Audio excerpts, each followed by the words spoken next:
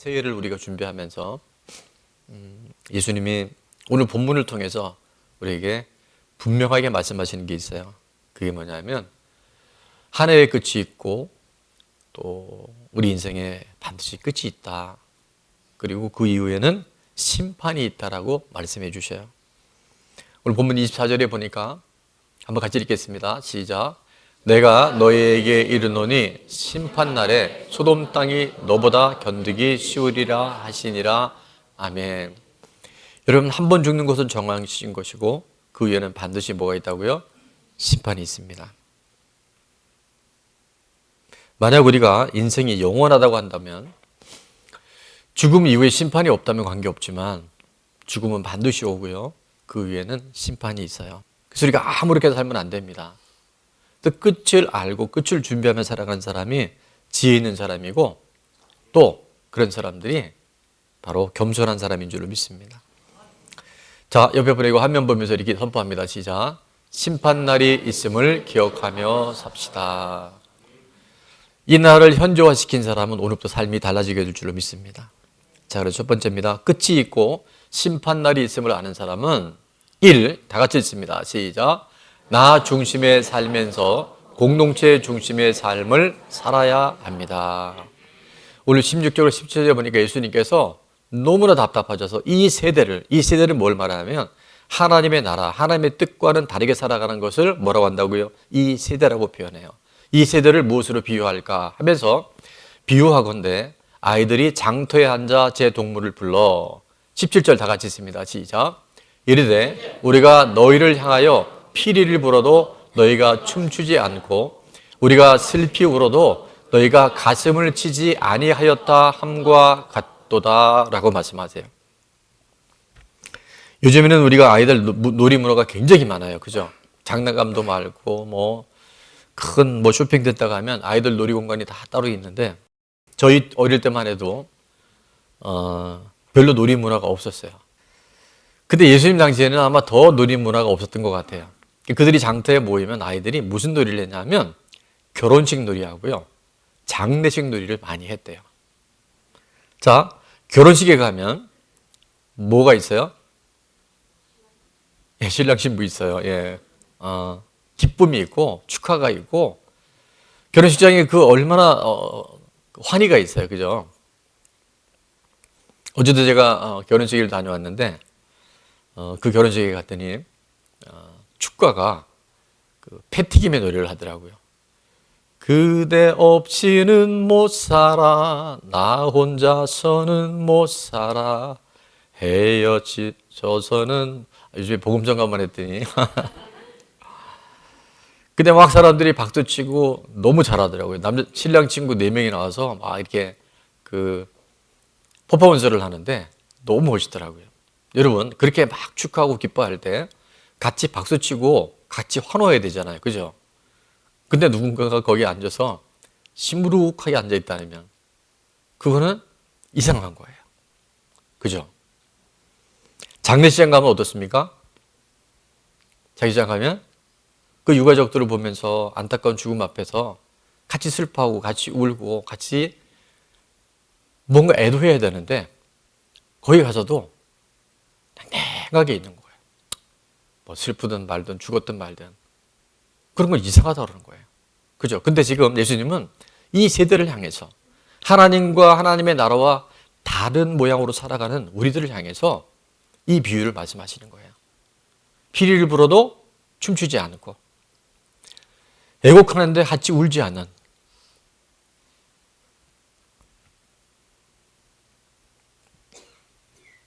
어느 장례식장에서 그랬다 그러더라고요. 한참 울고 나더니요. 근데 누가 죽었어요? 그러니까 누가 죽은 게 중요한 게 아니에요. 자, 저는 왜 사람들이 다른 사람의 기쁨에 같이 웃을 수 없고 다른 사람의 아픔과 슬픔에 같이 눈물을 흘릴 수 없을까를 생각해 봤어요. 생각을 잘해야 됩니다. 그러니까 말씀을 읽을 때 주님께 질문하고 그걸 잘 묵상해 봐야 돼요. 근데 그 이유는 다른 게 아니라 다른 사람이 기뻐할 때 나는 별로 기쁨이 없고 다른 사람 슬픔이 나와 상관없는 이유는 오늘 첫 번째 말씀의 제목처럼 나 중심인 거예요. 모든 게 자기밖에 모르는 거예요. 내가 좋아야 좋은 거예요. 내가 내 마음에 안 들면 다 잘못된 거예요. 이게 선악과를 먹고 난 이후에 인류가 모든 삶의 기준이 나인 거예요. 자기 중심, 자기 연민, 자기 열심, 자기 동정, 이게 꽉 차서 지금 상황이 어떻든 간에 그게 별로 중요하지 않아요. 뭐가 중요해요? 내가 중요한 거예요. 그러니까 지금 예수님이 이렇게 심각한 말씀을 전하고 있는데 나는 아무런 감각이 없어요. 사역을 하면서 참 안타까운 것은 분명히 이 말씀은 하나님이 누군가를 향해서 지금 그 말씀이 주어지고 있는데 못 듣고 안 듣고 거기에 대해서 무감각한 것을 봐요. 그러니까 이 시대의 가장 큰 건 뭐냐면 주님의 말씀이 심판이 있다라고 말씀하시는데 무반응, 무감각, 무변화라는 거예요. 오늘 말씀을 전하는 저나 듣는 여러분들 안에 주님의 말씀이 내 말씀으로 들려줄 수 있기를 주의 이름으로 축원합니다. 주님이 희망을 말씀하시면 내가 지금 절망 가운데 있더라도요. 그 희망의 말씀 안에 우리 삶을 튜닝해야 돼요. 내가 아무리 하고 싶고 내가 아무리 즐기고 싶어도 주님이 아니라고 하면 그 자리에 스탑할 수 있어야 돼요. 그런 사람들이 하나님의 나라, 하나님의 구속의 역사를 이뤄가요. 오늘 김미숙 집사님이 일반인들이 들었을 때는 아니 교회를 오래 다닌 사람도요. 이해할 수 없는 언어들을 써요. 정말 나를 힘들게 하는 남편인데 그 남편이 나의 구원을 위해서 수고한다고 하는 것은요. 정말 내 삶의 기준이 내가 아니라 나 중심이 아니라 왜 부모가 나를 그렇게 키웠으며 내가 왜 이런 배우자를 만났으며 지금 내 삶 가운데 이런 왜 문제가 있으며 이렇게 살면 끝이 없잖아요. 그러나 그거를 통해서 내가 나 중심이 아니라 하나님 중심, 다른 말로 하면 공동체 중심의 삶을 살아갈 때요. 거기에 길이 열려요.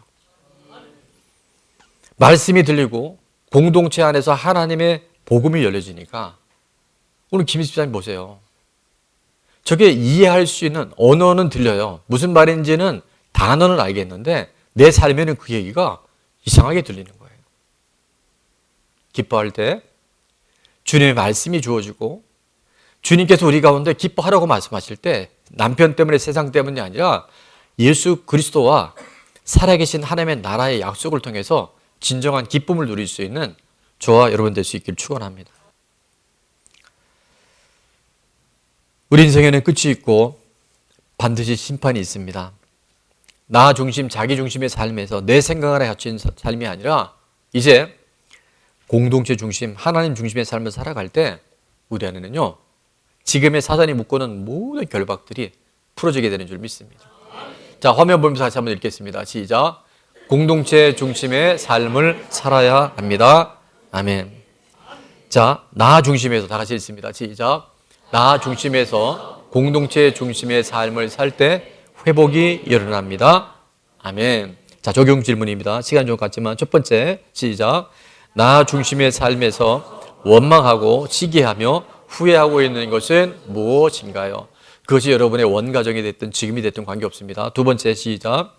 공동체는 가족과 교회와 직장과 학교, 공동체 중심의 삶을 위해서 무엇을 결단하고 실천하겠습니까? 또 다른 질문을 하자면 여러분 무엇을 끊고 무엇을 버리겠습니까? 이게요 우리 안에 공동체의 삶을 주는데 전부 자기 얘기만 해요. 이게 끊어져야 돼요. 자, 끝이 있고 심판날이 있음을 아는 사람 한 가지만 더 볼 텐데요. 다 같이 읽습니다. 시작. 판단과 정죄를 멈추고 회개해야 합니다. 아멘. 판단과 정죄를 멈추고 뭐 해야 된다고요? 회개해야 돼요.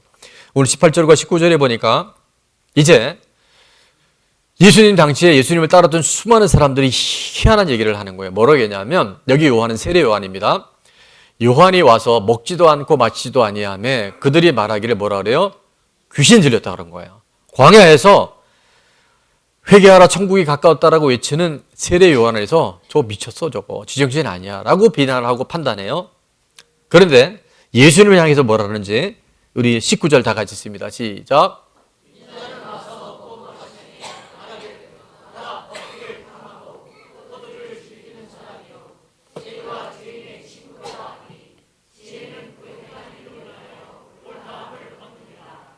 아멘. 안 먹으니까 미쳤다 그랬어요. 예수님처럼 저렇게 많은 사람들과 식사 교절하니까 먹기를 탐하고 포도주를 즐기는 사람이고 세리와 죄인의 친구라 그래요. 여러분, 그럼 어떻게 해야 되나요? 안 먹어야 돼요? 먹어야 돼요? 먹는 척 하다가 안 먹어야 돼요? 이게요, 기준이 없어요. 내 마음에 안 들면 다 판단 정죄예요. 그리고 내 죄를 보지 못해요.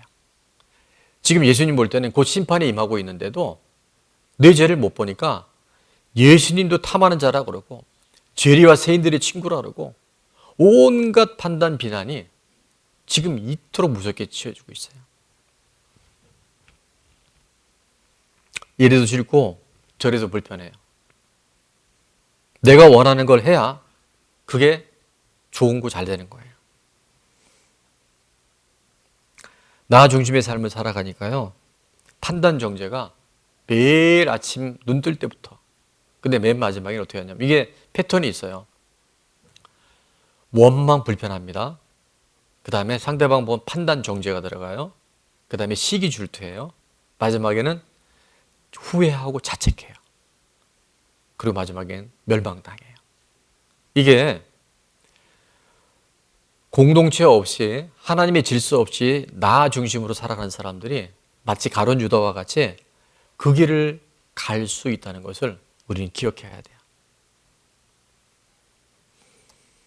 예수님께서 이들의 모습을 보면서 왜 이렇게 되었을까? 오늘 본문 20절에 보니까 이런 말씀을 하십니다. 예수께서 뭐를 가장 많이 하셨다고요? 권능을 가장 많이 행하신 그 고울들이 뭐하지 아니하므로, 회개하지 아니하므로 그때 책망하셨다라고 말씀하세요. 저는 우리나라와 같이 선교 140년 만에 이런 강대국이 된 나라, 원조를 받던 나라에서 원조를 줄 수 있는 나라가 된 나라는 세계에서 유일하게 우리나라밖에 없고요. 선교 대국이 된 나라가 우리나라밖에 없어요. 특히 또 우리 좋은나무 교회는요, 엄청난 하나님의 권능들이 지금도 쓰나미처럼 흘러가고 있어요. 개척 초기부터 지금까지 우리 리더들 안에 엄청난 하나님의 표적과 기사가 많았어요. 근데 그 권능들을 다 경험해도 뭐하지 않으면, 회개하지 않으면, 나 중심의 삶에서 자기 연민과 자기 열심에 돌이키지 않으면요, 결국 심판당하고 멸망당할 수밖에 없는 거예요. 주님이 얼마나 안타까우신지 몰라요.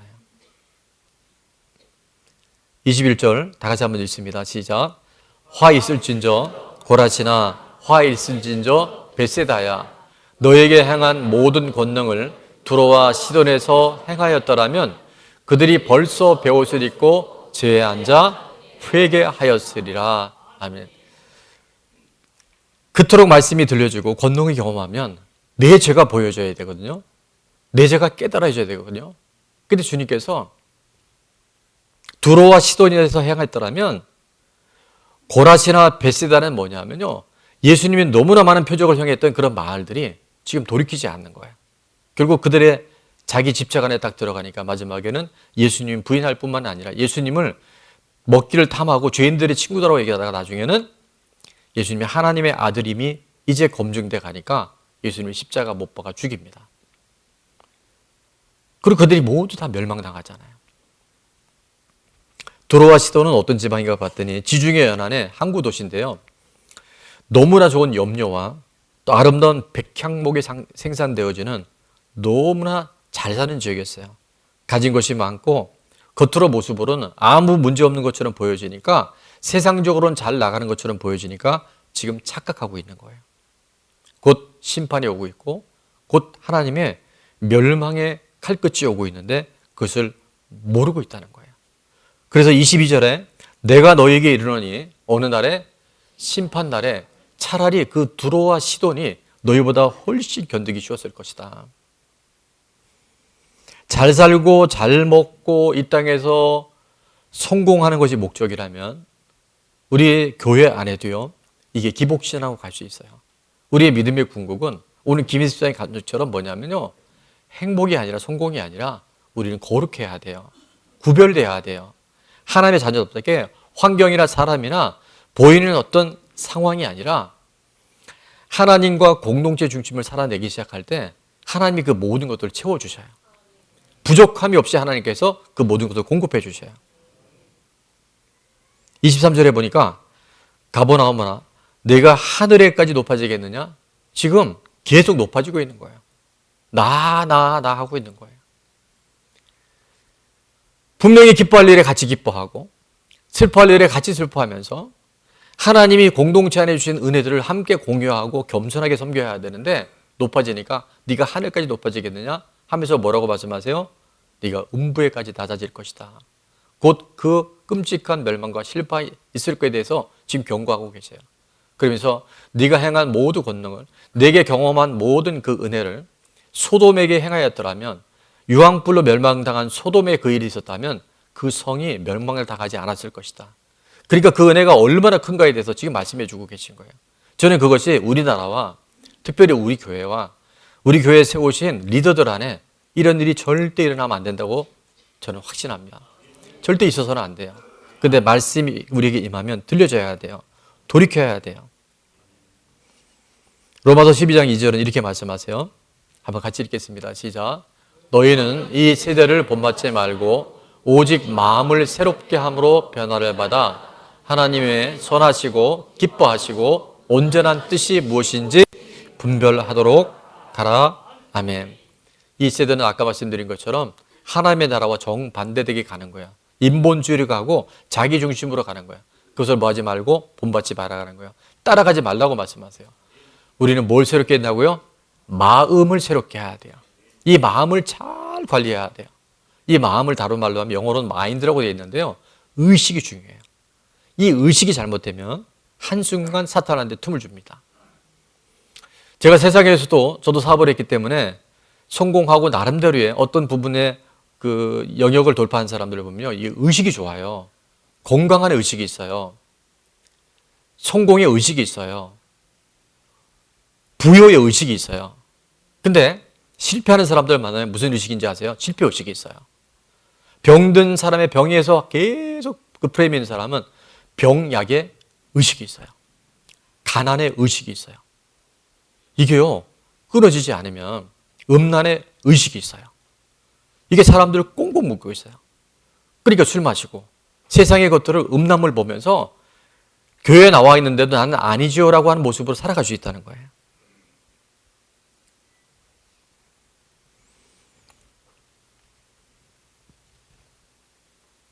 저는 성경을 읽으면서 극적으로 죽을 병에서 살아난 한 사람이 있었어요. 히스기야 왕. 히스기야 왕이 선지자를 통해서 너가 죽을 병에 걸렸다 했었을 때 벽을 향해서 그거 기도하죠. 그래서 무려 15년이나 생명을 연장을 합니다. 근데 그 15년 연장하고 있었을 때 태어난 아들이 50년 동안 이스라엘을 망가뜨리는 왕이 나와요. 그 이름이 므낫세예요. 그래서 저는 차라리 히스기야가 그냥 하나님 그랬을 때 불러가시지 왜 살려줘서 저런 므낫세 같은 왕이 나게 했었을까. 또 하나 궁금한 것은 그 므낫세가 그렇게 포악했던 왕이 어떻게 열조들 왕들과 함께 묘실에 들어갔을까. 그게 늘 궁금했는데 요즘 우리가 맥체인을 읽잖아요. 역대하 33장에 보면 10절부터 여호와께서 므낫세와 그의 백성에게 말씀하셨어요. 분명히 말씀하셨어요. 근데 그가 어떻게 해요? 듣지 않아요. 이게 듣지 않는 게 너무 무서운 거예요. 안 들리면 어떤 일이냐? 10절 다 같이 읽습니다. 시작. 여호와께서 아스로 왕의 군대 지휘관들이 와서 치게 하심에 그들이 므낫세를 사로잡고 쇠사슬로 결박하여 바벨론으로 끌고 간지라. 여러분, 절대 하나님이 치게 하시면 안 됩니다. 절대 이런 일이 있으면 안 돼요. 근데 안 들으며 이런 일이 일어나요. 그래서 결국 므낫세가 사로잡혀가고 쇠사슬로 결박당하고 바벨론 포로로 잡혀가요. 그런데 이때 하나님이 므낫세에게 기회를 주시는데 12절에 보니까 그가 뭐를 당하여? 환난을 당하여 그의 하나님 여호와께 간구하고 그의 조상들의 하나님 앞에 어떻게 해요? 크게 겸손해요. 그러니까 아무리 하나님이 기회 주실 때 회개하면 돼요. 여러분, 끔찍한 죄를 범했다 할지라도 뭐 하면? 회개하면 주님은 묻지 않으셔요. 크게 겸손하여. 자, 13절은 다 같이 있습니다. 시작. 기도하였으므로 하나님이 그의 기도를 바르시며 그의 간구를 들으시사 그가 예루살렘에 돌아와서 다시 왕위에 앉게 하심에 므낫세가 그제서야 여호와께서 하나님이신 줄을 알았더라. 아멘. 그래서 하나님 반드시 기회를 주십니다. 그래서 우리 그때 회개하면 돼요. 자, 우리 화면 보면서 선포합니다. 시작. 회개가 답입니다. 회개가 능력입니다. 돌이키면 살아납니다. 마음을 새롭게 함으로 변화를 받아 하나님의 선하시고 기뻐하시고 온전한 뜻을 우리가 분별하기만 하면요, 하나님은 즉시로 놀라운 회복을 허락하실 줄 믿습니다. 성공하는 사람들, 믿음에서 승리하는 사람들, 우리 가운데 하나님이 주신 놀라운 부요를 누리는 사람들은요, 이 의식이 바뀌어야 돼요. 의식이 안 바뀌면요, 거기 묶여 있어요. 그래서 제가 이 의식에 대한 얘기를 하니까 잘 못 알아들을 것 같아서 제가 이런 말씀을 드렸어요. 일부에 드렸는데 이 생각이 중요해요. 생각을 분별하지 않으면 우리가 끊임없이 마귀가 주는 프레임에 끌려다닐 수 있어요. 그래서 제가 오늘 여러분에게 자, 영분별하는 기준을 제가 말씀드립니다. 첫 번째, 다 같이 있습니다. 시작. 이 생각이 어디서 왔는가? 꼭 물어보세요. 어떤 생각이 느닷없이 들어오면 이 생각이 어디로부터 왔는지 꼭 한번 여러분 확인해 보세요. 그러니까 아무 생각이나 다 이렇게 받아들이지 말고, 특히 말씀에서 벗어난 생각들은요, 빨리 쳐내야 돼요. 자, 두 번째는 시작. 이 생각은 누구를 기쁘게 하는가? 내가 이 생각을 품었을 때 하나님 기뻐하실까? 아니면 귀신이 기뻐할까? 자, 마지막 세 번째는요, 시작. 누구에게 무슨 유익이 있는가? 이 생각을 내가 품었을 때 정말 이게 나를 위하고 우리 가정을 위하고 교회를 위하는 것일까? 아니면 사탄을 유익하게 하는 일인가 분별하면요, 생각으로부터 자유하게 될 줄로 믿습니다. 베드로전서 5장 5절은 이렇게 우리에게 약속해 주셨어요. 자, 마지막 성경 구절입니다. 시작. 젊은 자들아 이와 같이 장로들에게 순종하고 다 겸손으로 허리를 동이라. 하나님은 교만한 자를 대적하시되 겸손한 자들에게는 은혜를 주시느니라. 아멘. 여기서 장로들은 당시에 우리 지금 교회 장로님들이 아니라 담임 목자를 얘기해요. 각 교회에. 주의 종에게 순종하고 다 서로 뭐라고요? 겸손으로 허리를 동이라고 말씀하셨어요. 그러니까 서로가 서로를 권면할 때 잘 듣고 공동체의 권면을 통해서 살아나야 되는 관계를 말씀하시고, 자, 그 다음에 하나님은 누구를 대적해요? 교만한 자를 대적해요. 지금 예수님 앞에서도 그토록 자기 머리를 쳐들고 세례 요한은 미쳤다, 예수님은 탐하기를 좋아한다 이랬던 그들이 바로 교만한 자를 대적하시되, 자, 겸손한 자들에게 뭐 주신다고요? 은혜를 주셔요. 자, 마지막 적용 질문입니다. 첫 번째, 주신 은혜와 응답들을 당연시 여기고 첫사랑의 은혜를 잊고 있는 것은 없나요? 받은 은혜가 너무 많잖아요. 자, 두 번째는 같이 있습니다. 시작. 남을 판단 정죄하고 시기 질투하며 모든 것이 내가 하고 싶은 것을 해야 맞다고 주장하고 있는 것은 무엇인가요? 여러분, 이걸 잡아야 됩니다. 그럴 때 끝이 있고 심판날이 있음을 아는 사람은 나 중심의 삶에서 공동체 중심의 삶을 살아내야 합니다. 그래서 꼭 공동체의 권면을 듣고 잘 순종해야 돼요. 두 번째는 판단과 정죄를 멈추고 돌이켜야 됩니다. 그러면 하나님 우리를 새롭게 하셔요.